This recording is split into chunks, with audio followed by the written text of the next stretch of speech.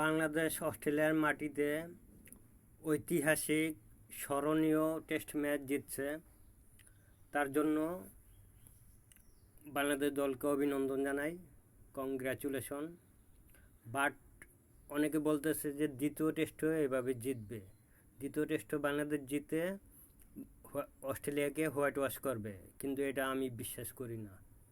আমি মনে করি দ্বিতীয় টেস্টে বাংলাদেশ একদম বাজেভাবে হারবো অস্ট্রেলিয়ার কাছে, ইনিংসে হারতে পারে। বাংলাদেশ যদি প্রথম ব্যাট করে 150 রানের নিচে অল আউট হয়ে যাবে। অস্ট্রেলিয়া এক ইনিংসে যে রান করব, বাংলাদেশ দুই ইনিংসেও সেই রান করতে পারবো না।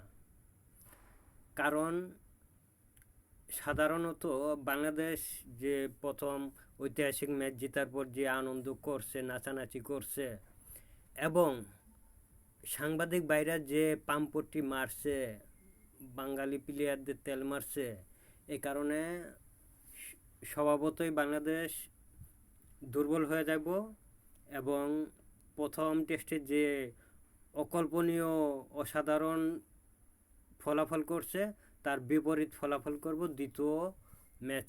দ্বিতীয় টেস্ট ম্যাচে, এবং খুবই বাজে ফলাফল করব।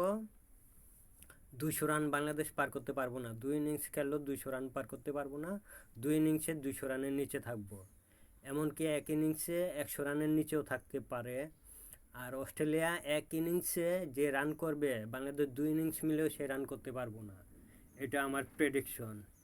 ওকে দর্শক ভাই, আপনারা কি মনে করেন প্লিজ কমেন্টে বলবেন। ওকে, গুড বাই, ভালো থাকবেন, টেক কেয়ার।